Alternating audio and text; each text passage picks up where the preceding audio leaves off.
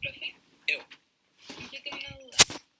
Cuando se hace el diagrama de bloque de flujo, ¿Ya? y se tiene algún elemento o sustancia, ¿cómo sé cuándo se tienen que devolver el proceso? Como que sale el producto, pero hay algunos que no salen como producto. ¿Ya? ¿Y cómo sé cuándo esos tienen que volver como a recircular porque pueden dar más productos o algo así? Mira, en general hay una cierta cantidad de lo que te puede determinar si tienes que recircular o no, es el grado de conversión. Si el grado de conversión es bajo el 70%, o sea, en realidad incluso menos, más, yo diría como el 80%, tú estás perdiendo un 20% de materias primas. Por lo tanto, esas materias primas que te quedan alrededor del proceso en alguna parte, ya sea porque las distribuiste de forma gas, porque te quedó en un sólido mezclado con otro producto sólido, te quedó mezclado en el líquido y no necesitas recuperarlo, la forma más útil que tú tienes es recirculando directamente al mismo reactor. Es como cuando yo era estudiante, una profe me daba el ejemplo siempre de una fábrica de chocolate, que por X motivo el chocolate, para que tenga un valor comercial, tiene que estar bien envasado y tiene que estar bien cuadrado todo en la barrita de chocolate. Entonces, ¿qué pasa con la barrita de chocolate que se quiebra durante el proceso? ¿Qué pasa con la barrita de chocolate que no queda con la forma decente? Sí, no es el mejor de los ejemplos, pero sí, el perro también funciona. Entonces, ¿qué es lo que hay que hacer? Todos esos descartes que queda de procesos, hay que reutilizarlo, porque no se puede vender feo. Entonces hay que volver a fundirlo y volver a llevarlo desde el principio de la cadena de producción. Entonces, ¿cómo uno sabe que es en realidad cuando las reacciones no son completas? Tú tienes que pensar que puedes llegar a instalar una forma de recircular para recuperar esas materias primas que no te están reaccionando. Y para eso tú tienes que tener una forma de separar la materia prima que no reaccionó de tu producto de la reacción.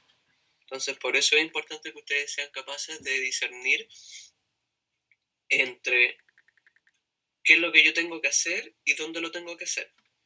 En general, ustedes el error que más han cometido de lo que me han preguntado es que cuando hacen una selección de equipo, hacen una selección de equipo para el reactor propiamente tal y no para la separación de las especies.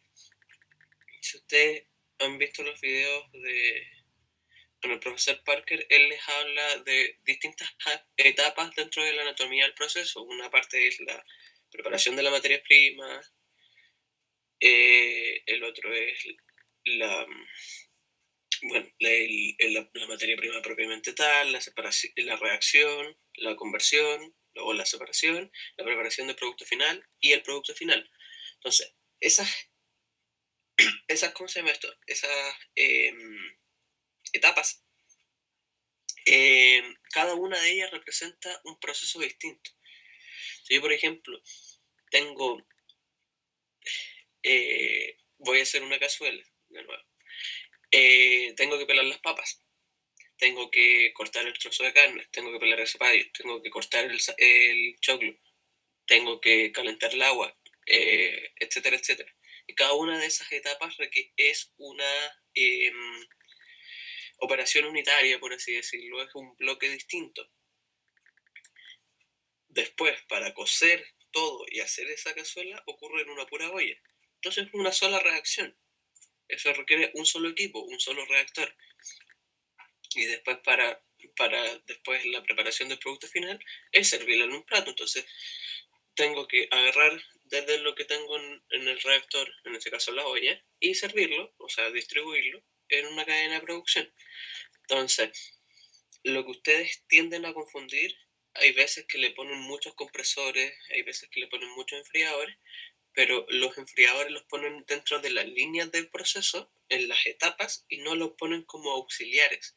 Hay veces que las reacciones requieren de calor, hay veces que las reacciones requieren de enfriar. ¿Sí? Por lo tanto, ahí tienen que pensar que puede ser perfectamente un reactor enchaquetado con un enfriador o con un calentador. Y es distinto a calentar antes o a calentar después. Eso es como primera observación. Como segunda es lo que tienen que ver cuando los separan. Piensen que siempre las reacciones van a ocurrir en el mismo lugar. Si las reacciones no son completas, van a tener los productos y los reactivos juntos. Entonces, cuando piensen en separar la mezcla de todo eso. En general, si hay alguna cosa dando vueltas, piensen que la mayoría de las reacciones van a ocurrir en fase líquida. Así que si quieren separar un sólido de un líquido, un filtro, si quieren separar un líquido de un acuoso de un acuoso, lo pueden utilizar con torres de absorción, con torres de adsorción. Si quieren separar... y lo otro es que hay veces que ponían mucho torres de desorción y los procesos de desorción, ya sean ad y des, son procesos que coexisten. Absorción necesita un proceso de desorción y adsorción también necesita un proceso de desorción. Primero yo le quito algo y después lo tengo que concentrar y recuperar. Ya, sigue, pregunta.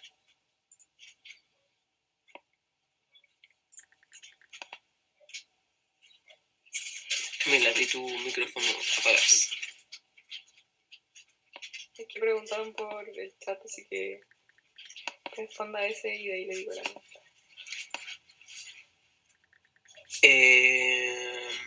Ejemplos. El ejemplo que tiene el Nico era lo más útil, pero no lo tengo descargado. Tengo unos ejemplos que les había construido, que siempre se lo he mostrado. Pero, a ver. ¿Dónde está esta cuestión? Acá, ¿no?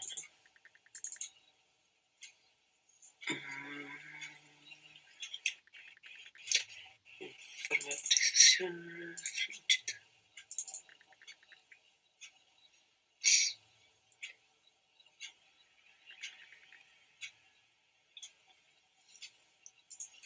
Ya. Presentar. Toda la pantalla.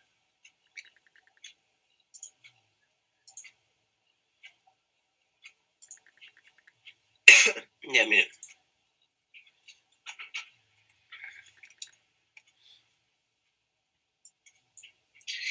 En estricto rigor, aquí no hay línea de gases. Los voy a...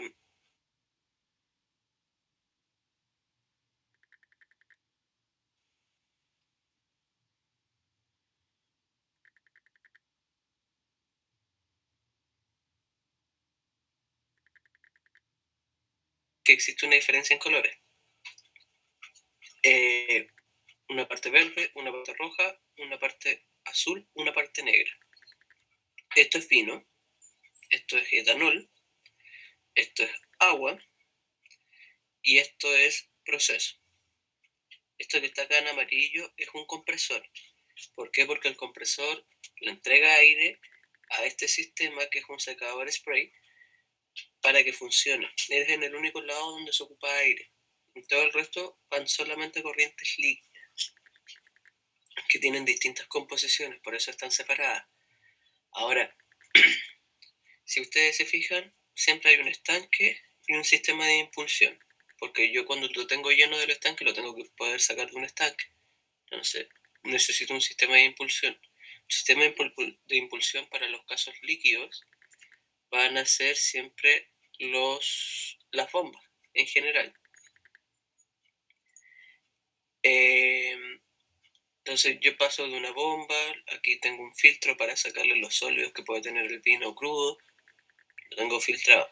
Y aquí lo hago pasar por torres de absorción. Entonces, ¿por qué tengo tres especies distintas y estas dos se me combinan en el mismo reactor? Porque primero yo el vino lo hago pasar para quitarle los polifenoles. El vino tiene una especie que a mí me interesa acá, que es el polifenol. El polifenol queda retenido en la torre de absorción y todo el resto de lo que traía el vino se bota, se acumula en este tarrito de descarte. Ahora, ¿cómo yo recupero este polifenol que tengo acá y lo concentro? Yo tengo acá una solución con etanol y con agua, que preparo una solución hidroalcohólica para poder recuperar y disolver todo lo que yo tenía en la torre de absorción. La torre de absorción me queda descargada y así yo puedo llegar a pasar a las etapas que vienen a continuación, que son etapas donde yo primero voy a evaporar la fase líquida para que el polifenol quede más concentrado y después yo voy a secar esa pasta que voy a generar para que el polifenol me quede como polvo. Entonces estoy pasando de una parte líquida que tiene un compuesto, que no hay mucha más reacción que la que puede haber acá, que en realidad es un proceso físico-químico de retención, en donde yo puedo revisar qué es lo que sucede o no. Si yo quiero ver como reacción, lo único lado donde habría una reacción sería entre la resina y el polifenol acá, y después entre el etanol y la resina, donde van a ocurrir reacciones de equilibrio. Pero aquí se juegan con tiempos de pasaje. Primero yo tengo que ocupar algo para cargar y después tengo que ocupar algo para descargar para utilizar los turros de absorción. Y aquí después todo el resto son puros reactores agitados. Lo que más van a ocupar son reactores, son ollas o estanques. El resto son equipos para operaciones precisas. Por ejemplo, esto del concentrador a vacío es para yo pasar a aumentar la concentración del sólido disuelto que hay y empezar a precipitarlo. Y este secador spray es lo mismo que puedo haber utilizado un cristalizador, que haber utilizado un evaporador, porque el concentrador a vacío es en realidad un evaporador con presión negativa. Y eso más que nada como que le puedo dar como ejemplo ahora sí, ya.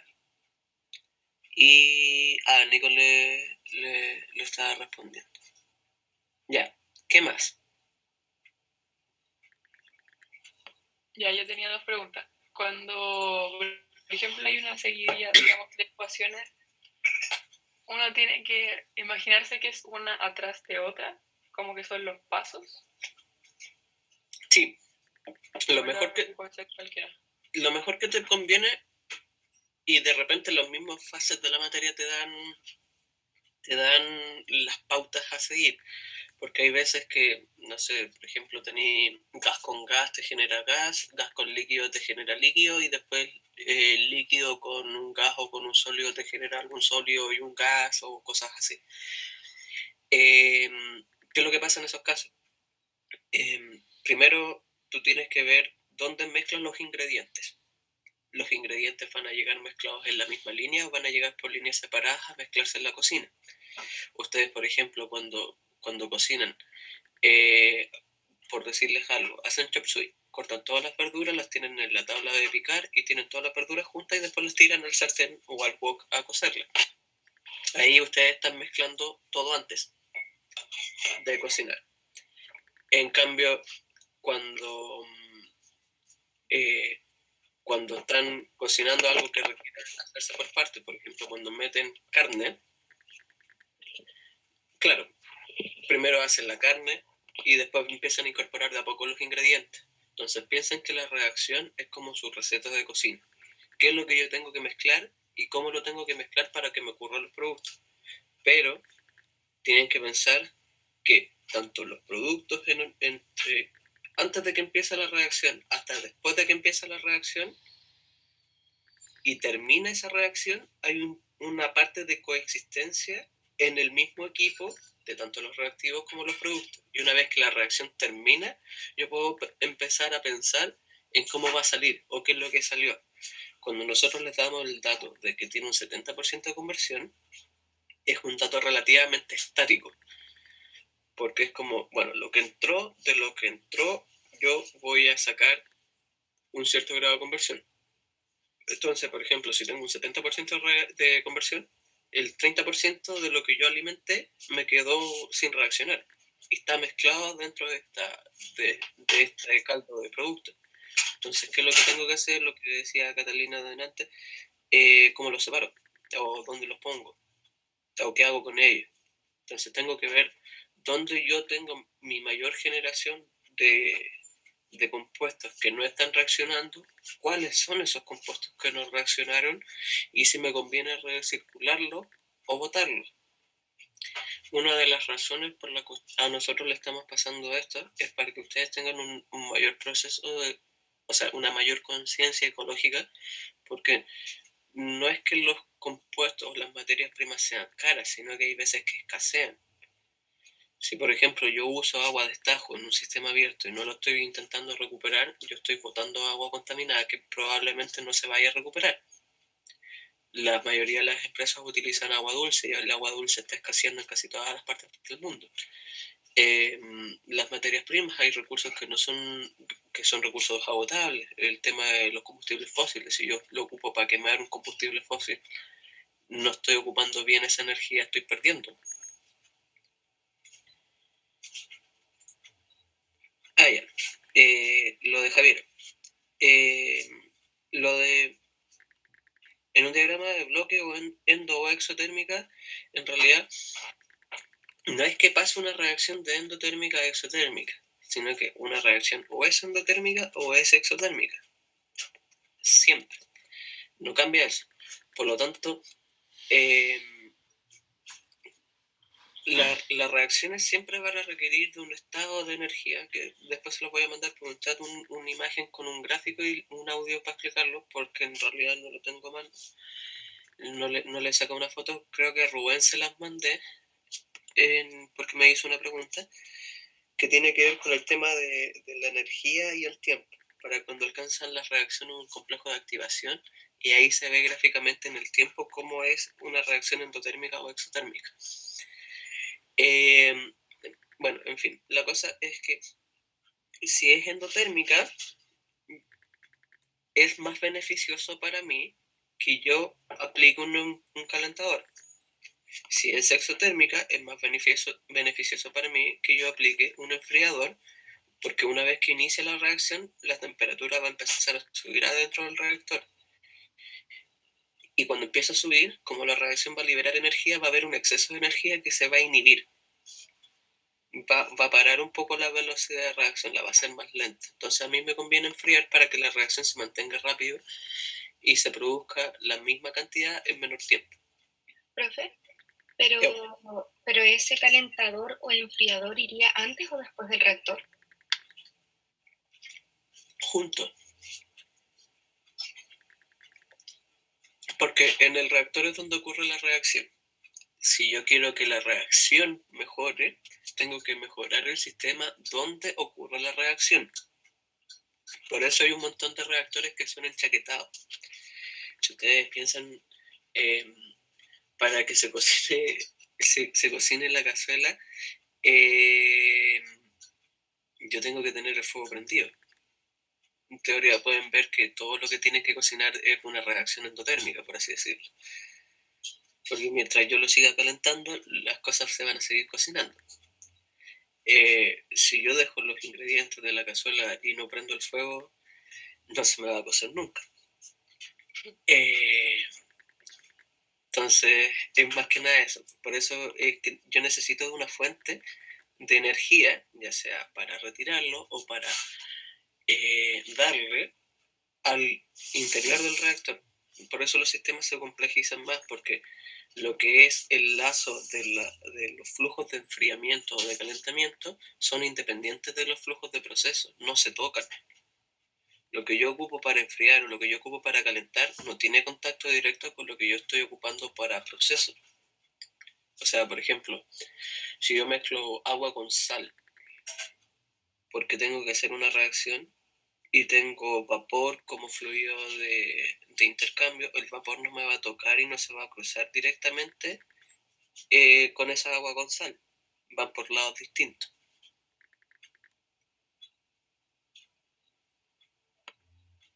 Sí. Profe, cuando dicen Dime. que se le aplica presión o temperatura a una reacción, para saber dónde va el equilibrio, como que uno debe saber si está del lado de los reactantes o de los productos. O sea, de los reactantes. Mira, ahí ese fue como otro error conceptual que dicen. Ustedes hablan de reactantes o productos que en teoría se entiende lo que quieren decir. O sea, si por ejemplo yo tengo 5 moles en los reactantes y 3 moles en los productos, yo tengo un menor volumen de gases en los productos. Por lo tanto, si yo aplico presión a la reacción, me va a... ¿cómo se llama esto? A generar un beneficio que aumente la presión para que se desplace el equilibrio hacia los productos. Ahora, ¿qué significa eso? Si yo tenía en ese orden 5 a 3, yo si lo escribo de forma tal en que el 5 está a la izquierda y el 3 está a la derecha, yo genero un beneficio de la reacción directa. Hablemos de reacciones directas en vez de hablar de el equilibrio se desplaza hacia los productos. Hablamos de reacción inversa o de inhibición de la reacción si es que el equilibrio se desplaza hacia los reactantes. ¿Por qué? Porque se privilegia que los reactantes no reaccionen o que reaccionen de forma acelerada. En el de cuentas, todo tiene que ver con un tema del manejo de la velocidad de reacción. Si yo puedo hacer que esta reacción ocurra más rápido, en este caso, si yo aplico presión. Si yo no aplico presión, la reacción va a ocurrir igual, pero quizás más lento. O quizás no con el mismo grado de conversión. Yo puedo mejorar un poquito más esto y pasar de un 75% a un 80%. Entonces, a eso se refiere. Y para que estas reacciones que ocurren con distintos estados de la materia, ustedes tienen que ver, bueno, ya, voy a hacerlo en una olla abierta o en una olla cerrada. Si lo hago en una olla abierta es porque no tengo gases, no tengo miedo de que pierda materia prima. Si yo tengo puros gases, no lo puedo hacer en un reactor abierto porque no se me van a mezclar nunca, se van a arrancar todos. Entonces ya ahí tenemos que, por ejemplo, entender que el reactor tiene que ser abierto o el reactor tiene que ser cerrado, o da lo mismo. Ya, ahora si el reactor es cerrado porque tiene gases, tiene que ser hermético para que no filtre, obvio. Y me conviene trabajar a presión positiva o a presión negativa. Presión negativa es como un vacío. ¿Y cómo se puede hacer la presión negativa? Yo genero algo que me haga succión. Entonces, si yo trabajo a presión positiva, yo estoy comprimiendo al interior de la reacción. Entonces, todas las reacciones que tienden a tener menor volumen en los productos van a ser beneficiadas. Todas las reacciones que tienen a tender mayores productos en volumen van a ser beneficiadas con reacciones que operen a vacío o con presión negativa. Eso, Camila. Vayan diciendo si les quedó claro o no, para saber, si no lo explico de nuevo.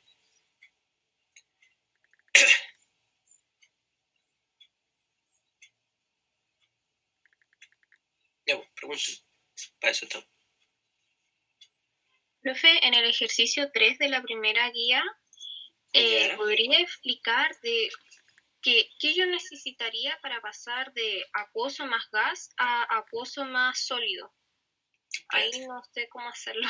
Estoy buscando la guía. Me dijiste el ejercicio 3, ¿no es cierto? Ramos, fundamentos, la guía de equilibrio químico, ¿no es cierto? Sí, la guía de equilibrio químico. ¿Sí? La primera guía. Es que yo la tengo como 3, porque el resto no es, ya, da lo mismo. Déjame presentar y les muestro.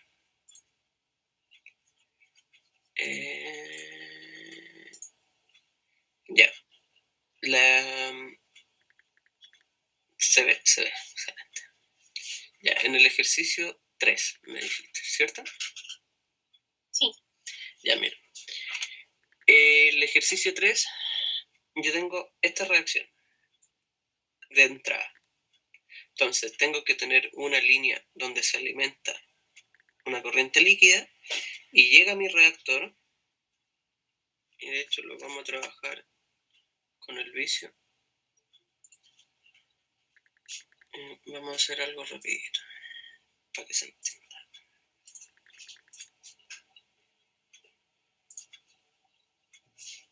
Más formas, ingeniería de proceso, canalizaciones, anotación de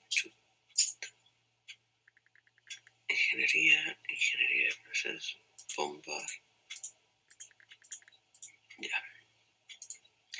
Entonces, ¿qué es lo que vamos a necesitar? Vamos a necesitar 3 reactores. Vamos a poner equipos recipientes y vamos a poner un autoclave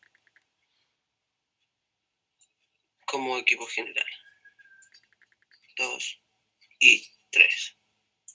Ya. Ahora, en canalización, ¿qué es lo que vamos a necesitar? Canalización principal. Así que yo voy a agarrar mi línea y aquí voy a alimentar una cosa. Y aquí voy a alimentar otra cosa. Y aquí le vamos a poner un nombre. Le vamos a poner A, que viene en estado acuoso.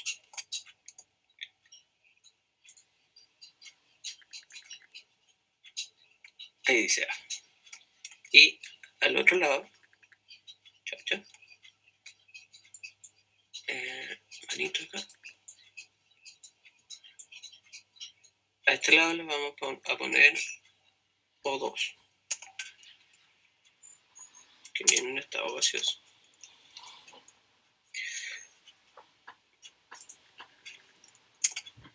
Del producto de acá va a salir algo que una cosa va a ir acá y el otro se va a separar.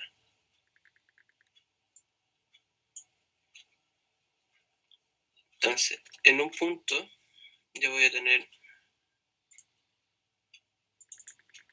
después les reduzco, si es para que se vea solamente, ya, el producto sólido,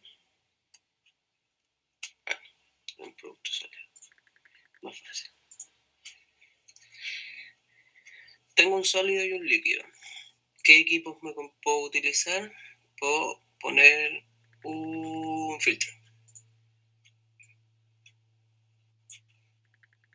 Entonces, en un filtro yo voy a tener un producto líquido y un producto sólido. Y al filtro yo voy a tener del sólido. Es el A2O5. Sólido. Y para este lado, tengo que eliminar esto. De acá a acá, de acá a acá. Ya, entonces estamos listos. Y por el otro lado va a quedar el A2. Y acá tengo un cambio de estado. De este filtro que sale líquido, yo necesito pasarlo a un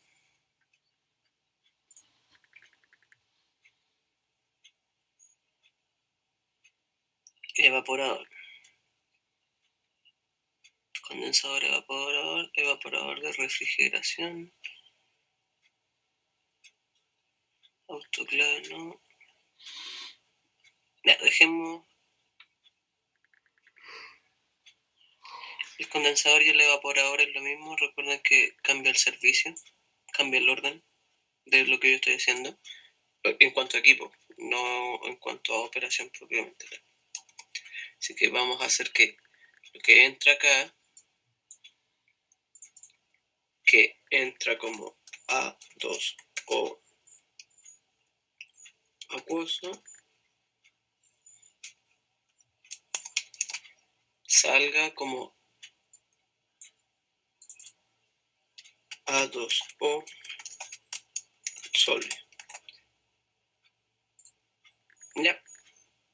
Y este A2O yo lo meto al reactor y voy a ver que se comenta.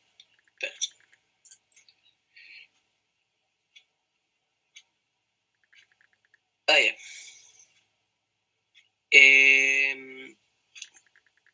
Pasa el A2O al reactor y voy a seguir revisando acá y vamos acá. Pasamos de un estado acuoso a un estado sólido y este estado sólido se alimenta al reactor con oxígeno, el mismo oxígeno que yo alimentaba arriba. Entonces lo que viene del oxígeno yo puedo hacer esto para ahorrar espacio, una pillería, y lo tiro acá. Entonces el mismo oxígeno, ¿por qué lo estoy ocupando el mismo? Porque en un contenedor, voy a poner acá, ahí está el oxígeno. Entonces esta es mi fuente de oxígeno. ¿Dónde está esto? Me falta un contenedor acá. Esta es mi fuente de A. Y esas son mis dos materias primas. Todo el resto no está como materia prima. Entonces, acá con esa reacción, en este reactor agitado, yo genero el A y el A2O5. Y uno lo giro, como están en fases distintas, uno está sólido y el otro está gaseoso, uno me va a salir por el fondo, y va a ser el sólido, y otro me va a salir por arriba, que es el gas. Y este gas yo lo puedo mezclar acá. Y este sólido que viene del fondo, yo lo puedo combinar con esta salida y lo llevo a un estanque de acumulación del producto estrella, el A2O5. Entonces, si ahora resumimos un poco el diagrama, tengo mi estanque de oxígeno y mi estanque de A. Mi estanque de oxígeno y mi estanque de A. Y los combino en el reactor. Este reactor me genera dos productos, un producto líquido y un producto sólido. El producto sólido yo lo hago pasar por un, o sea, toda la mezcla yo lo hago pasar por un filtro, el filtro me retiene el sólido, ese sólido yo lo destino en un estanque y el producto líquido yo lo sigo operando. Le hago pasar por un equipo, un intercambiador de calor, para que tenga un cambio de estado. En este caso, si estoy de acuoso a sólido, significa que tengo agua con sal, por lo tanto puede ser un cristalizador, puede ser un evaporador, puede ser un secador. Todos esos van a cumplir la función de pasar de esto a esto. Una vez que hago paso esa etapa, yo voy a tener mi producto sólido. Mi producto sólido yo lo incorporo a un tercer reactor, donde lo mezclo con oxígeno. Y como ya tengo un estanque de oxígeno en la planta, lo único que voy a hacer es tirar una línea para acá abajo. Entonces, tengo mi estanque de A2O con oxígeno gaseoso y me va a generar un compuesto sólido, que es el producto que yo quería hacer, el A2O5, y un producto gaseoso que yo lo puedo reutilizar porque este compuesto es el mismo compuesto que yo estoy ocupando acá. Y si asumo que todas estas reacciones son al 100% de conversión, este producto está saliendo limpio. Entonces, esa es la forma en que yo puedo hacer una representación así como paso a paso. Primero veo las materias en las fases en las que están. Después las combino donde las tengo que combinar y en base a los estados de las materias yo voy incorporando equipos como el filtro o como el condensador o el evaporador. Digo, habla. Estás el reactor de más abajo, lo sigue compartiendo, pesado. Chucha, perdón.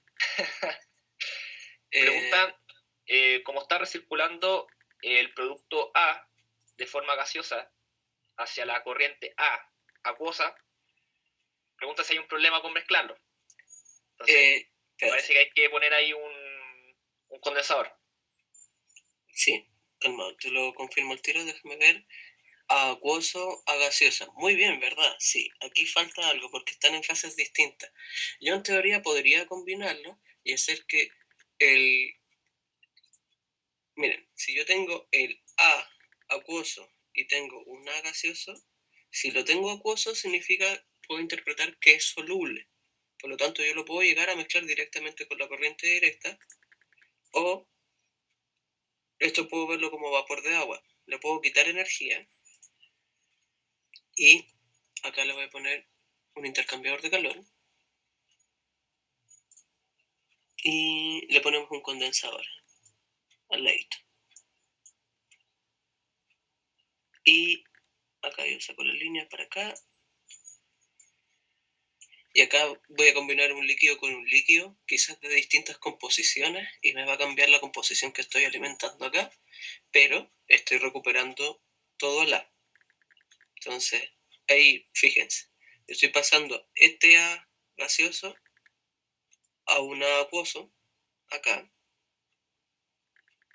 si es que este fuera condensable. Y si no, lo puedo mezclar con un estanque con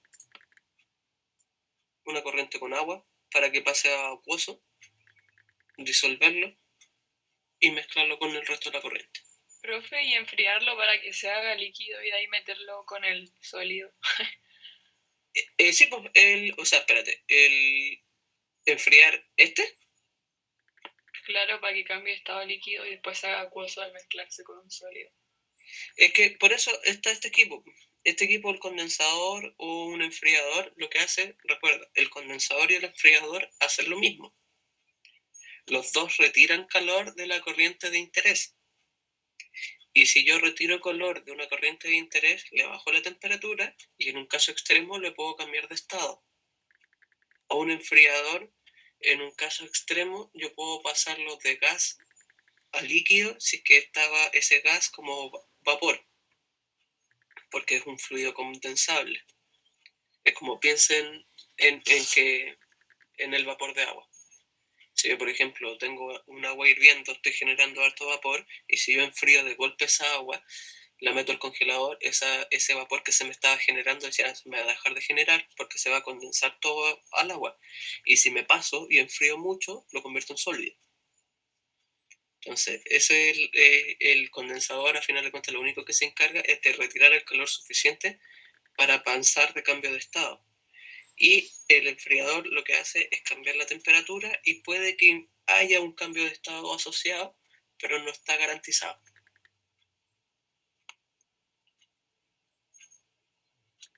Ya, ¿qué más?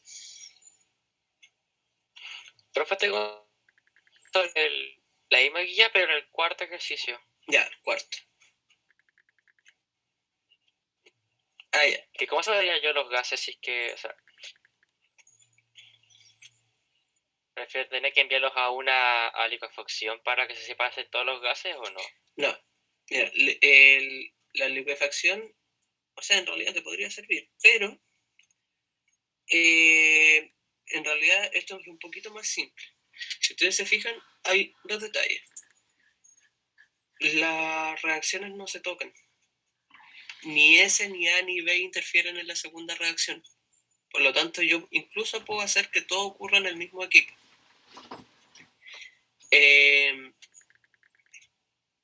Y voy a buscar una torre. Torre de refrigeración, no. Equipo general, centrífuga. Esto, no, recipiente. A ver, contenedor. Recipiente de reacción, contenedor hidráulico. Ya, vamos a hacer una trampa. Columna. Una columna y esto lo vamos a alargar. Y ahí tenemos nuestra torre de absorción. Ahora, no, en realidad, esto mejor. Se ve más bonito. Ya, tenemos esta torre que está estirada, donde vamos a alimentar dos gases. Vamos a alimentar A y vamos a alimentar B. Y donde tengo las anotaciones, vamos a alimentar A y vamos a alimentar B. ¿Y por qué los mezclo acá? Porque son gases y voy a ocupar la misma energía para impulsar. Acá al interior va a ocurrir la reacción. Me va a generar R y S. Y R va a reaccionar generando P y T. Entonces, al interior de esto, yo voy a decir que voy a tener 4 salidas a distintas alturas. Voy a tener una salida por el tope, voy a tener una salida por acá, voy a tener una salida por acá y voy a tener una salida por acá. Alguno de los que me preguntó la semana, yo le dije que una torre de absorción puede ser relativamente simple. O sea, perdón, una torre de destilación puede ser relativamente simple, que es lo que pasa con el petróleo. En el petróleo, si ustedes les pasaron en química, creo que en primera media la debieron haber pasado, así como a rasgos generales, la torre de destilación del petróleo, donde la brea o el alquitrán está por el fondo, que tiene una temperatura de separación como los 300, 400 grados Celsius, y los gases, el gas licuado que tienen como 20 grados, y las bencinas que tienen como 70 grados acá al medio. Entonces significa que en la torre hay un perfil de temperatura donde la temperatura más alta está abajo y la temperatura más baja está arriba. Entonces, si yo miro toda esta reacción, S es la temperatura más alta, es el compuesto que más va a costar separar. Si yo, por ejemplo, trabajo a una temperatura de S, van a estar todos los compuestos gaseosos, incluido S. Si yo trabajo a una temperatura de R, van a estar el resto de estos compuestos gaseosos menos S. O sea, si yo, por ejemplo, a esta acá yo voy a poner una anotación, un cuadrito. Yo voy a poner TR.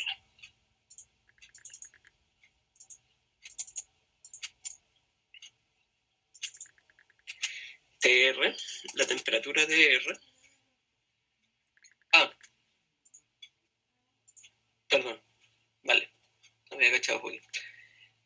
Ya, pongo TR. ¿Qué me va a salir? Voy a tener todos los compuestos gaseosos menos el que tiene una temperatura mayor. Nada que ver. Esto. Menos el que tiene una temperatura mayor, que en el caso de R vendría siendo S. Entonces por acá en el fondo yo voy a sacar S. Y vamos a poner un contenedor. Acá le vamos a poner S. Entonces después, ¿qué viene? De acá para arriba voy a tener R. ¿Cuál es el que viene después? R es el segundo mayor. Por lo tanto acá yo voy a operar con otra temperatura. Acá yo voy a poner R. Después, ¿cuál viene? P, T, A y B. Aquí falta un detalle de que yo con R voy a tener A y B mayores, o con R voy a tener a P y T mayores. Entonces tengo una mezcla. Acá yo no sé si voy a poder separar A y B o P y T. Por eso si lo hago en un puro equipo, me faltan datos. En cambio, si yo, por ejemplo, tengo 2 columnas, voy a abrir otro archivo.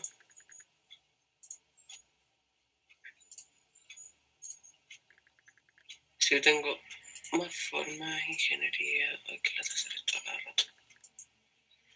Recipiente, intercambiador, generales, bombas, canalización, instrumentos, válvulas. Ya. Tengo mi equipo general. No, era en recipiente. Acá. Tengo 2 columnas. Y pongamos esta para que se vean distintas. Y acá. Yo voy a tener mi primera reacción. Entonces voy a alimentar A y B. Va. Alimento A. Alimento B. Tengo mi reacción y voy a producir R y S. Aquí yo separo R y S con un intercambiador.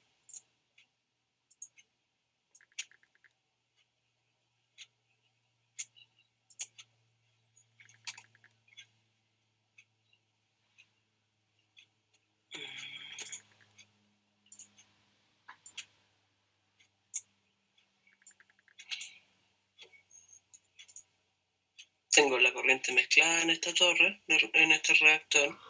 Voy a sacar uno por un lado, el otro por el otro, y aquí voy a sacar...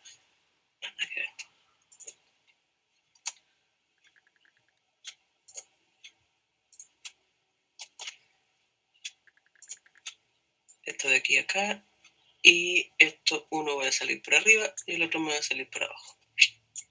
Y ahí tengo mi equipo separado. Entonces, yo alimento A y B. Ocurre mi reacción gaseosa. Están todos gaseosos saliendo de acá. Yo aplico un condensador y separo el R y del S. Si aplico un condensador, me va a condensar el que tiene la menor temperatura de ebullición. Entonces trabajo a esa temperatura y uno me va a salir gaseoso y el otro me va a salir líquido. Veámoslo como en un ejemplo que si esto fuera etanol y agua. El etanol se evapora a los 70 grados y el agua se me evapora a los 100 grados. Si yo esto lo hago operar a 70 grados, ¿qué me va a condensar? O sea, ¿qué me voy a asegurar de que esté todo, perdón, a 71 grados? ¿Qué me voy a asegurar de que esté todo líquido y todo gaseoso? Va a estar líquido el agua, porque la temperatura es mayor, y va a estar gaseoso el vapor, porque estoy a una temperatura mayor a la temperatura de él. Por lo tanto, acá voy a tener mi agua como corriente líquida y acá voy a tener mi etanol como mi corriente gaseosa. Y ahora este R va a ocurrir la reacción y por un lado me va a salir uno y por el otro me va a salir el otro, dependiendo de cuál es mayor, una por arriba y la otra por abajo. Y eso sería como el diagrama así a grandes rasgos. ¿Profe? Ya. Dime. O sea, De nada. En vez del condensador pudo haber sido un calentador, ¿o no? Depende de la temperatura de salida. Si, por ejemplo, si acá hubiese sido una temperatura en donde los dos hubiesen estado líquidos, yo hubiese tenido que calentar para que uno de los dos se evapore. La separación de los gases, cuando yo estoy viendo el tema del punto de ebullición, yo los puedo separar evaporando uno o condensando otro. Entonces puede ser un condensador o puede ser un evaporador dependiendo de cómo era el estado que venía originalmente. Si yo los tengo todos gaseosos, implica que tengo que enfriar uno para que uno condense y el otro se evapore. Si lo hubiese tenido los dos en líquido, hubiese tenido que evaporar uno para que el otro hubiese quedado líquido y el otro hubiese quedado vapor. Entonces sí, puede ser con cualquiera de los dos, pero el ejercicio te obligaba a que fuera un condensador, porque estaban los dos en fase gaseosa. Gracias. Ya, cuéntame, pregunta. Vean la guía de balance de masa, me tomó todo el día de ayer. Está a prueba de andar paso a paso, pasito, con todo el lujo de detalle y ningún cálculo oculto para que vean si es que lo van haciendo en paralelo cómo se iba calculando y puedan corroborar con los números. Si lo logran entender, incluso está mezclado con reactivo limitante y yo creo que ya para el final no se los quise poner, pero reactivo limitante con conversión. Es más o menos como reemplazar una parte donde hay un porcentaje nada. Ya, cuenten, ¿qué más?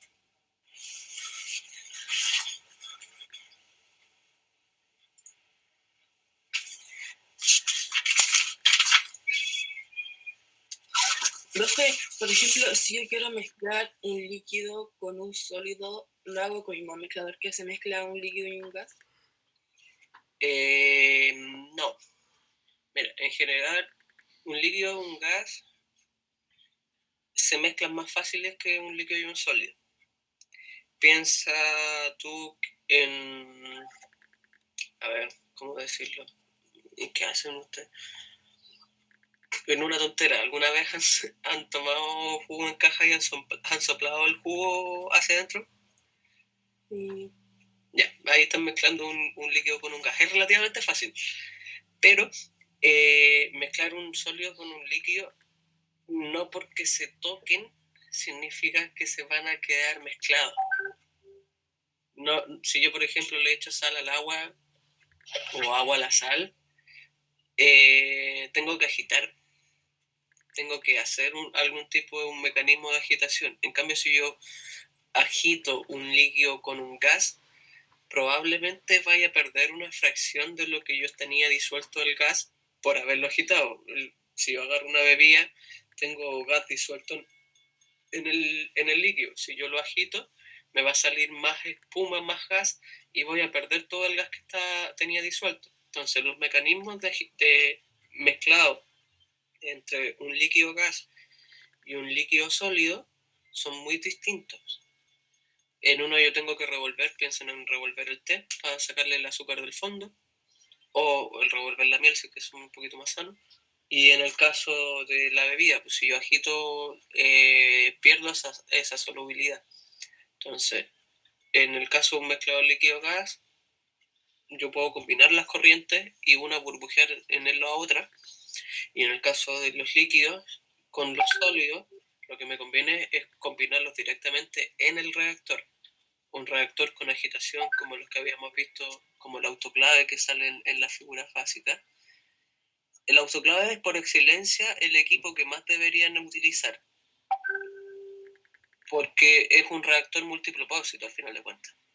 Ustedes tienen que pensar ¿qué es lo que tiene el autoclave? Tiene una chaqueta que puede servir para enfriar o calentar, es cerrado y tiene agitación. Entonces sirve para todo lo que hemos visto.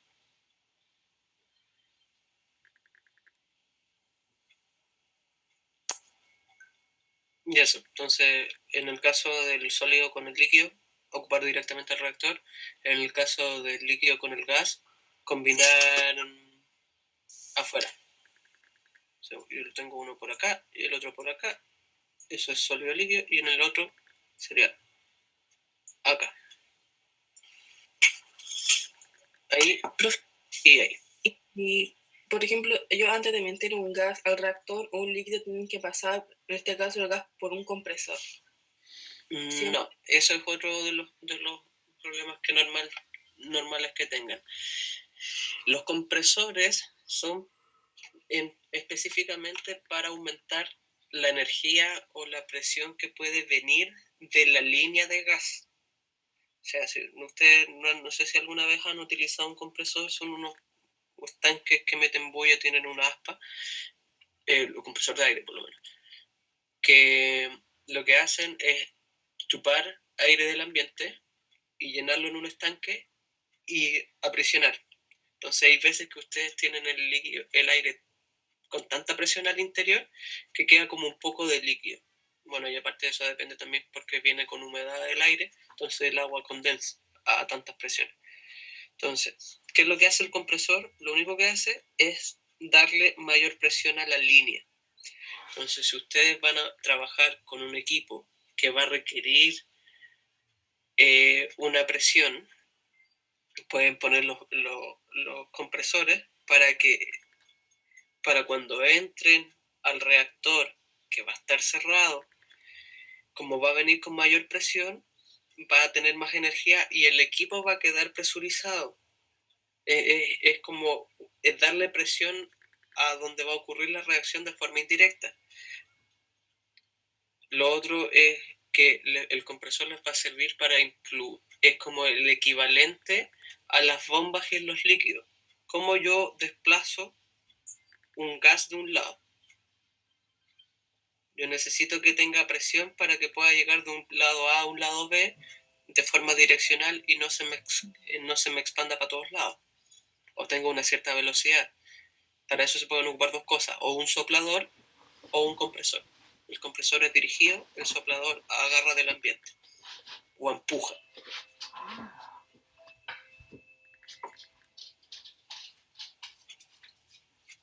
¿Entendiste, Alexandra? Sí. Ya, excelente. Cuenta. Sigue. Pregunta. O sea que los sopladores son los que agarran aire del ambiente y lo trabajan para poder manipularlo. Mira, los que agarran aire del ambiente son más los compresores. Los sopladores, en realidad, lo que hacen es... A ver, es que los dos te sirven para el aire. Sí, pero la diferencia es que uno te deja más presión que otro. El soplador te agarra el aire que hay en el ambiente y te lo impulsa, ¿no? Pero tienen que pensar por P por B en RT. Esa ecuación nunca la dejen de pensar.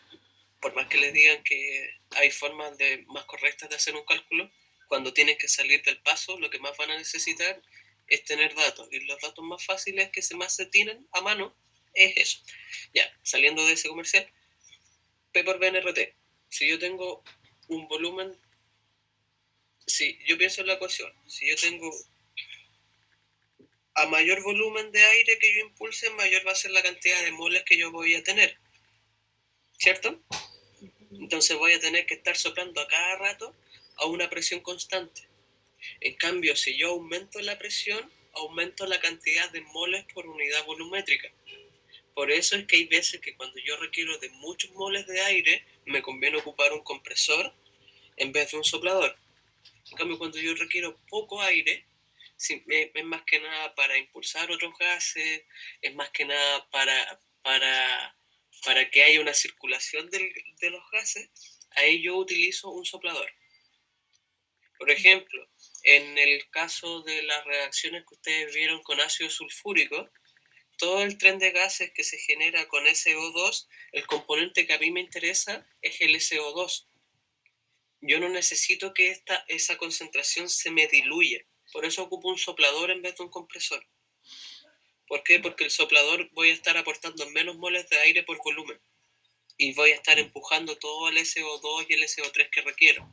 En cambio, el compresor me va a aportar más moles de aire por volumen y me va a bajar la composición de la corriente gaseosa. Y eso no es bueno. Profe, ¿y la torre de absorción solamente absorbe líquido? No, la torre de absorción retiene el compuesto de interés al interior es un poco complejo.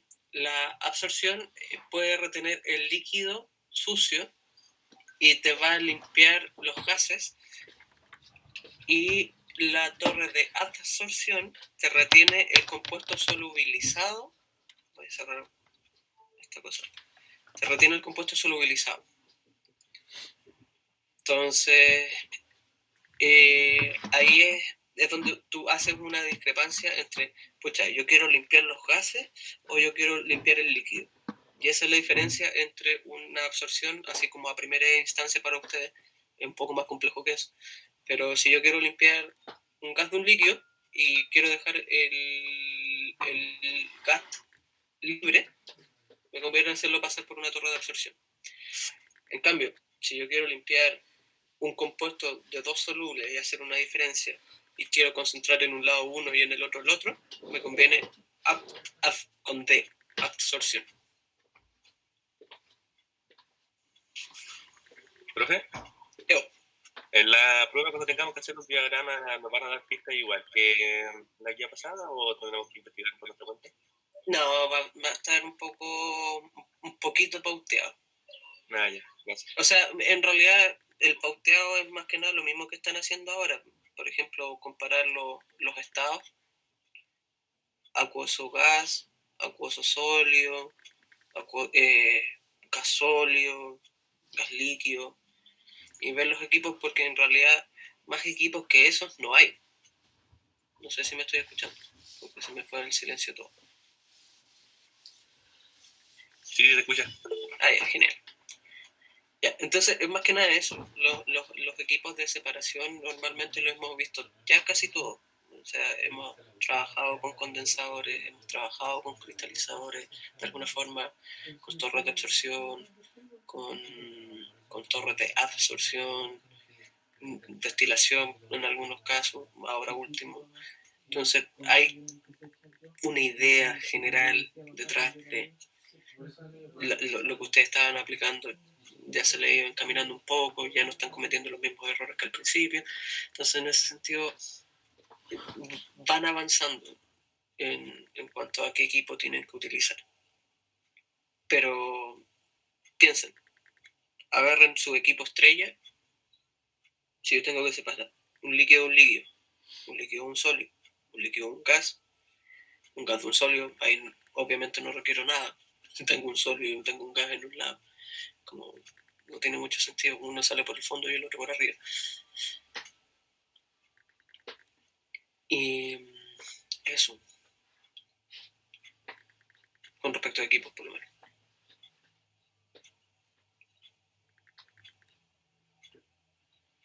Lo hice un poquito, acabo de cachar.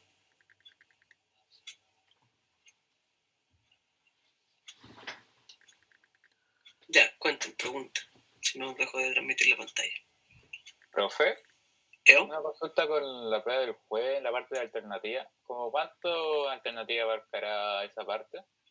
¿Nico?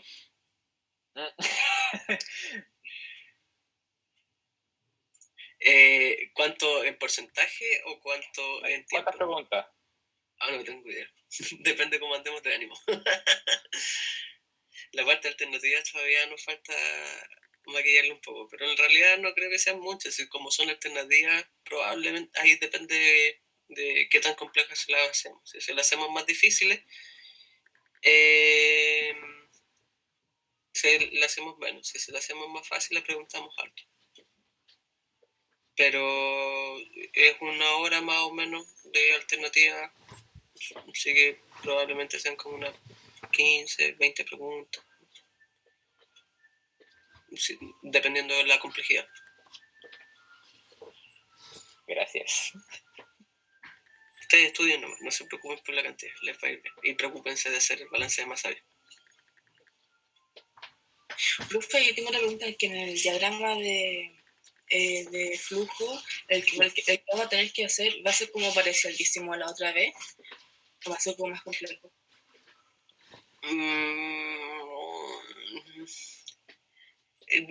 Es prueba, no es tarea.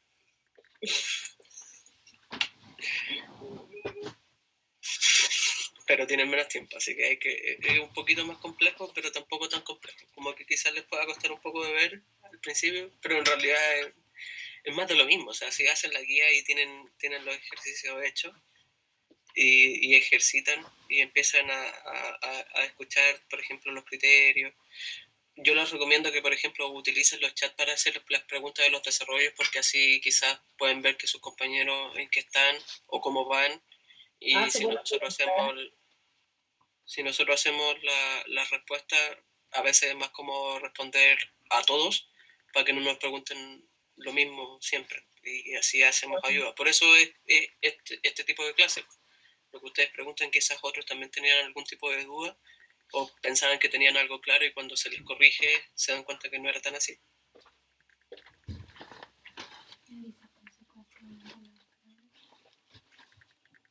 El balance de masa será igual que hizo el martes.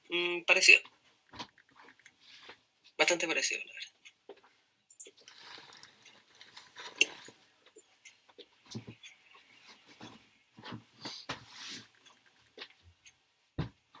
Nos quedan 5 minutos, chiquillos, pero si quieren seguir preguntando podemos seguir. Un rato nomás. Ya me pasé la semana pasada, así que me deben tiempo. Los dejo con el Nico.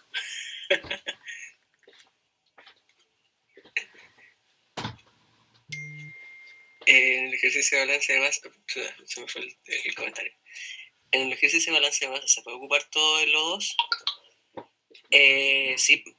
O sea, a ver, Cuando se le da O2, tienen que pensar de dónde sale ese oxígeno. El oxígeno no se encuentra totalmente, que es un detalle que después lo van a empezar a ver en intro, cuando tienen que calcular el volumen de aire requerido o calcular la composición de los gases. Ustedes les ponen en la ecuación oxígeno, pero el oxígeno viene del aire, que tiene una composición 79% de nitrógeno gaseoso y 21% de oxígeno gaseoso. Y esos porcentajes son molares, no en peso. Entonces, ese 21% de oxígeno, si yo alimento aire, si yo calculo un volumen de oxígeno, yo estoy calculando indirectamente un volumen de aire.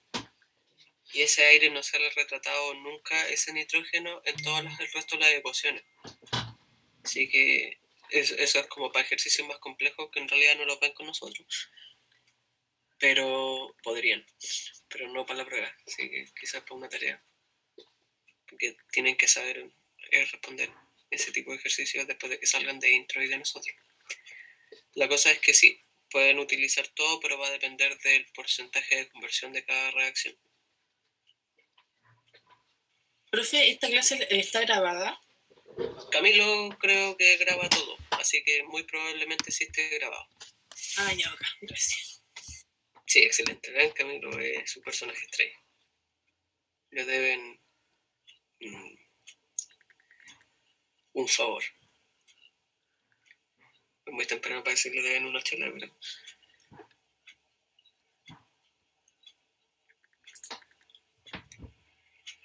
Ya, cuéntame, hit me.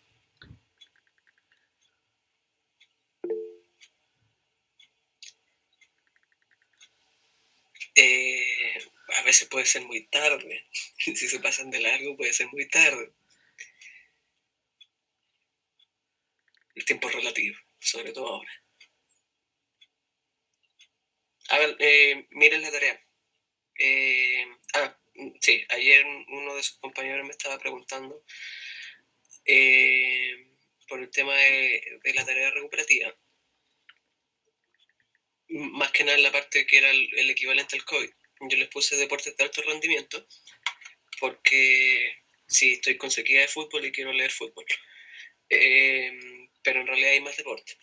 Y lo que ustedes pueden considerar como deportes de alto rendimiento en general, tanto que ha sucedido en el mundo con el tema de la ausencia. Por ejemplo, este año ya parece que no se van a hacer las Olimpiadas, la Copa América tampoco, no hay Fórmula 1, ahora está volviendo la UFC, hay la Bundesliga, que era una de las ligas de fútbol que no era tan televisada, ahora está teniendo mayor rating porque es lo único que hay. Yo juego cartas, juego TCG, y no es de alto rendimiento, pero tampoco es un deporte, pero hay gente que quiere meter los e-games y las mesas de los duelos. Yo no juego del Lynx, yo tengo las cartas Yugi. Pero hay distintos tipos de perspectivas del deporte. ¿Cómo es que afecta la ausencia? ¿Cómo es que afecta el mercado? Porque si están viendo que la mayoría de los clubes están a punto de quebrar o están ahí al 3 y al 4. ¿Por qué? O sea, no se centran exclusivamente en fútbol, hay más deporte. Puede haber, no es lucha libre, pero artes marciales, el tema, y si no les gusta mucho pueden verlo. Sí, hoy el Colin es entretenido de ver, un poquito emocionante. No, el e-games no es deporte de alto rendimiento. Los coreanos son los únicos que son de alto rendimiento.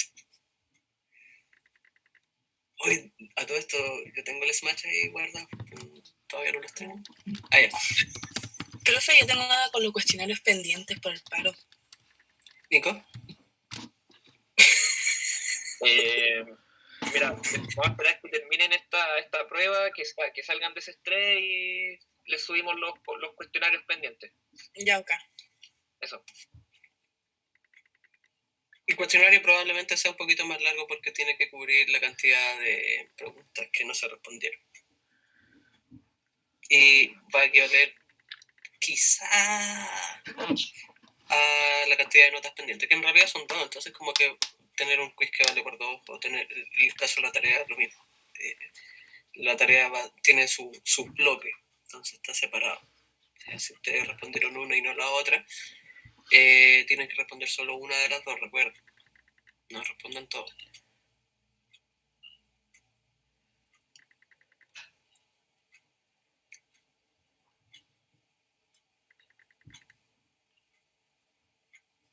No sé si bueno, no, mejor no digo nada. Era una cuestión de que me quedé pegado con el Smash. Ya, estaríamos listos. ¿No tienen más preguntas? 21 de mayo no existe. 21 de mayo no hubo clase. Y 26 de mayo, ¿cuándo fue 26? ¿El martes de la semana anterior? Sí, sí está.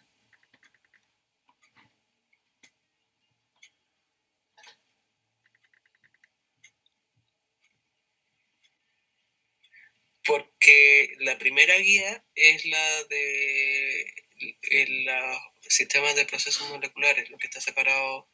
De hecho, ahí hay reacciones generales de cómo si ustedes ven lo que está subido, hay como 4 PDF. Uno es de la simbología universal que existe, el otro es de las reacciones, y la tercera, que vendría siendo la primera guía para ustedes, es la de ejercicio. Y la cuarta vendría siendo la cuestión de balance de masa, así como explicado con perita y manzana.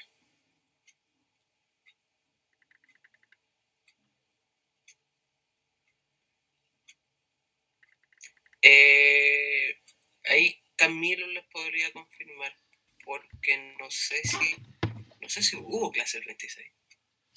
Ya no sé qué hago. Ah, no, porque la clase del 26 es la que hizo el Nico. 26 de mayo. 26. Sí, pues la clase que hizo el Nico.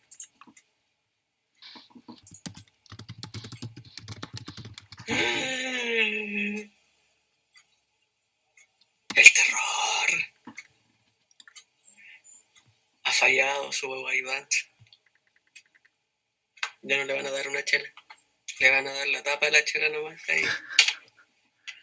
Para que cobre las bálticas.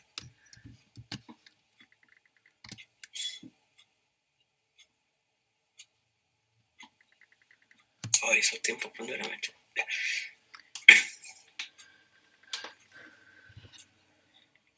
Ustedes no alcanzaron a conocer las bondades de la frama. 3 por 1 gratis. Oh, qué cumpleaños. Ya, pues chiquillos. Estaríamos entonces. No preguntaron nada más, así que nos vamos a descansar. Afírmense para la prueba. Oye, todavía están las pruebas fálticas de vez en cuando. No enframos. Que igual de mal. De hecho, ahora la báltica está mejor. Sí. De pollo y de carne. Nada de veganismo aquí.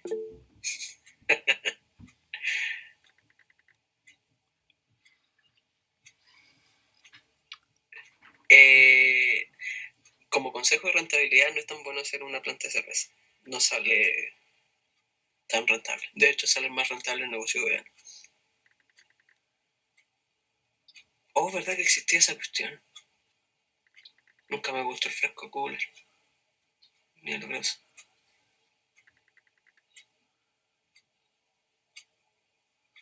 ¿Cómo la solución al revés?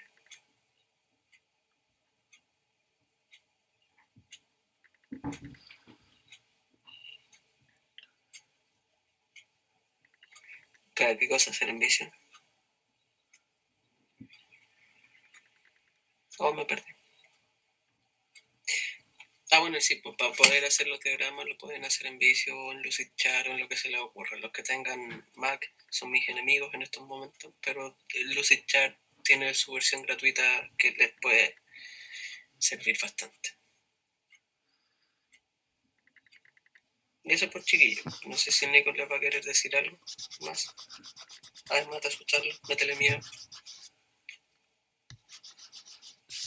No, estamos bien. Ay, Estudien más cabros, estudien, si les va a ir bien. no se podía dejar de papel. La parte de desarrollo depende, hay partes que sí. Lo ideal es que se vea bonito, así que tienen que, y que sea legible al final de cuentas. Eso es algo que nos ponemos de acuerdo con Nico y se lo decimos. Pero La indicación creo- es eso, está, no me acuerdo. Lo leí, pero no me acuerdo. Pero vean, y sigan al pie de la letra. Porque tienen descuento si no siguen al pie de la letra. Eso pues, chiquillos. Nos estamos viendo el próximo martes porque la tarea no es presencial. O sea, la prueba no es presencial. Y cualquier duda, pregunten. Chaito.